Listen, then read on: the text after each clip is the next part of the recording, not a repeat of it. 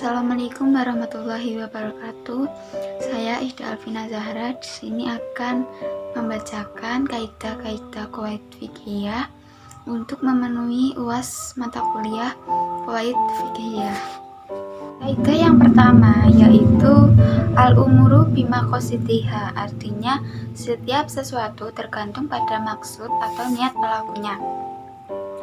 Contohnya, misalnya apabila ada orang yang berkunjung ke rumah saudaranya, maka ia akan mendapatkan pahala ibadah apabila niatnya untuk silaturahmi. Namun, jika niatnya untuk menggunjing orang lain, maka ia dan saudaranya akan mendapatkan dosa. Kaidah yang kedua yaitu al-yaqinu la yuzalu bisyaki, artinya keyakinan tidak bisa dihilangkan karena adanya keraguan. Contohnya, misalnya seseorang makan sahur merasa ragu apakah sudah terbit fajar atau belum, maka puasa seseorang tersebut dianggap sah karena menurut hukum asal diberlakukan keadaan waktunya belum terbit fajar. Kaidah yang ketiga yaitu al-masyaqqatu tajlibut taisiru, artinya kesulitan itu dapat mendatangkan kemudahan. Contohnya, misalnya dalam bidang ubudiyah, seseorang sedang dalam keadaan sakit. Jika tidak mampu melaksanakan sholat dengan berdiri, maka boleh dengan sholat duduk. Jika tidak mampu dengan duduk, maka sholat dengan berbaring dan cukup berisyarat ketika ruku dan sujud. Kaidah yang keempat yaitu ad-dhararu yuzalu, artinya kemadharatan harus dihilangkan. Contohnya, seseorang dibolehkan bertayamum jika tidak mungkin menggunakan air karena sakit atau kedinginan yang dapat membinasakan jiwa. Selama itu ia boleh bertayamum. Namun bila telah memungkinkan memakai air, maka tayamumnya batal sebab dorornya telah hilang. Kaidah yang kelima yaitu al-adatu muhakkamatu, artinya adat kebiasaan dapat dijadikan rujukan untuk hukum. Contohnya, misalnya dalam bidang jinayah, dalam hal ini sebagaimana di Aceh, apabila terjadi khalwat atau perzinaan, maka pelaku keduanya akan dicambuk dan diarak keliling kampung sebagai pelajaran bahwa ini perbuatan yang tidak patut untuk ditiru. Selanjutnya kaidah keenam yaitu tasarruful imami ala ra'iyati manutun bil maslahati, artinya tindakan pemimpin atau imam terhadap rakyatnya harus dikaitkan dengan kemaslahatan.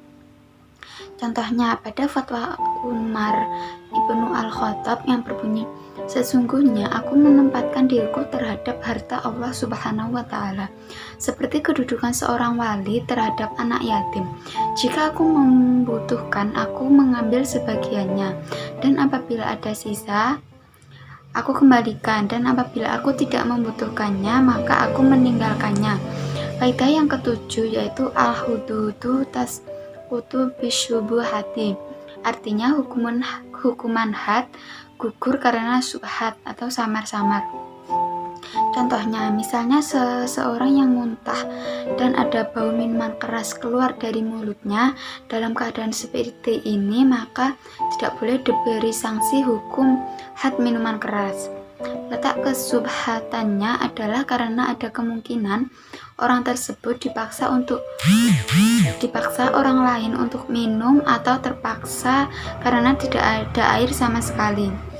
Kaidah ke-8 yaitu al-ijtihadu la yunqadu bil ijtihadi, artinya ijtihad tidak dapat dibatalkan dengan ijtihad.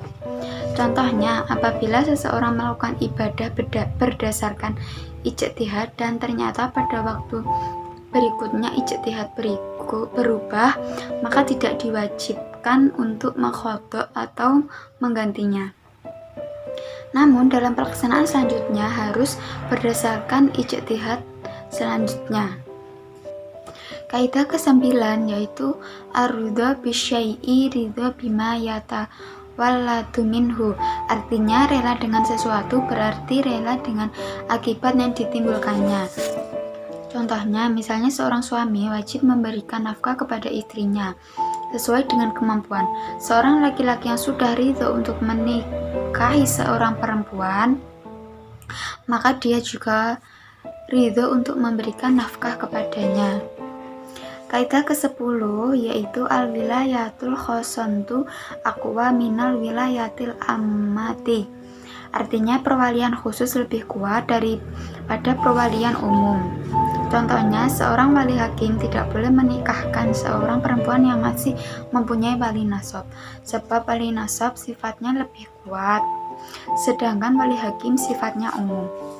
Kaidah ke-11 yaitu manista'jala syai'an qabla awanihi uqiba bihirmanihi.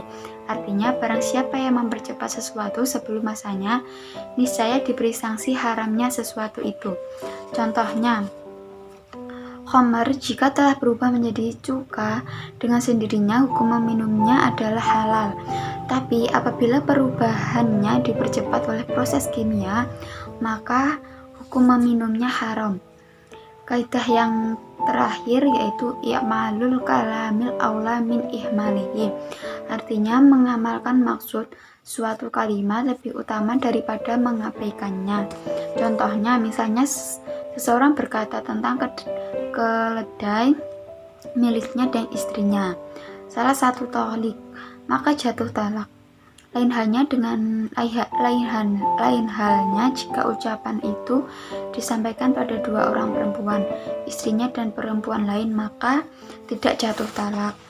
Terima kasih. Apabila ada kurang lebihnya saya mohon maaf. Wassalamualaikum warahmatullahi wabarakatuh.